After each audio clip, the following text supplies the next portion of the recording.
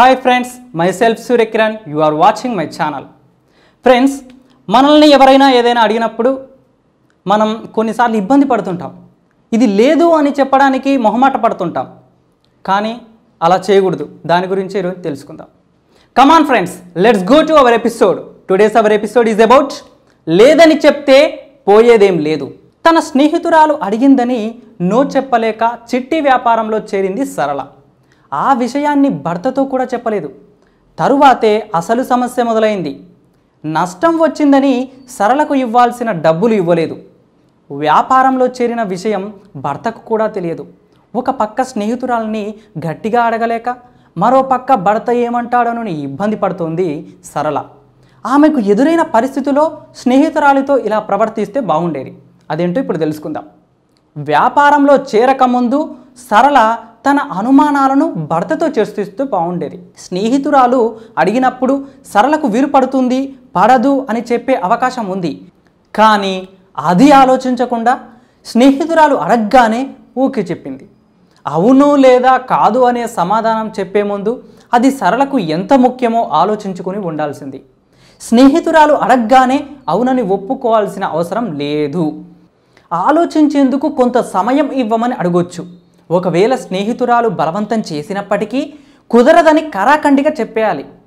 డబ్బుకు సంబంధించిన వ్యాపారం కాబట్టి ఆ వివరాలన్నీ ముందుగానే అడిగి తెలుసుకోవాలి. రాతపూర్వక హామీలనేవి మరీ ముఖ్యం. కొందరు మిమ్మల్ని బాగా పొగిడి మీ తరపున కూడా వాళ్ళే నిర్ణయాలు తీసుకుంటుంటారు. సరళ విషయంలో కూడా అదే జరిగింది. వాస్తవానికి మంచి స్నేహితులైతే మీకు అవకాశాన్ని ఇస్తారు, కానీ బలవంత పెట్టరు.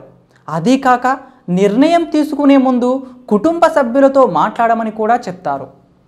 స్నేహితులు అడిగింది చేయకపోతే ఇద్దరి మధ్య స్నేహం చెడిపోతుంది అనుకోవద్దు. వాళ్ళ వ్యాపారంలో చేరనంత మాత్రాన స్నేహాన్ని విడదీసుకోరు మంచి స్నేహితులైతే. స్నేహం విడిపోతుంది అనుకుంటే అటువంటి వాళ్ళు మీ స్నేహితులే కాదు. ఖచ్చితంగా కుదరదని చెప్పడంలో తప్పే లేదు.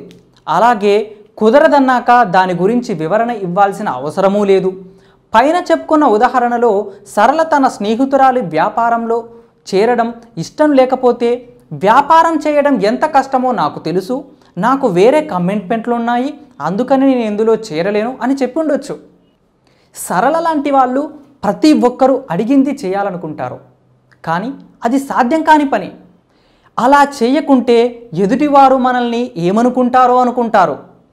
కుదరదని చెప్పేటప్పుడు గొంతులో ఎటువంటి భావాలు పలకాల్సిన అవసరం లేదు. మీ సమాధానం ఏదైనా ఎదుటి వాళ్ళు కళ్ళల్లోకి చూస్తూ చెప్పాలి.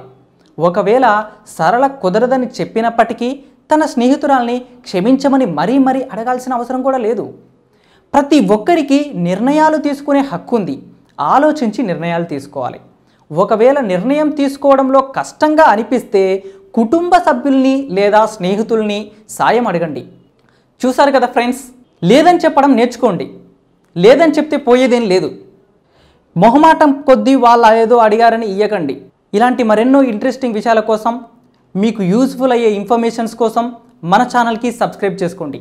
Thank you for watching. Don't forget to subscribe.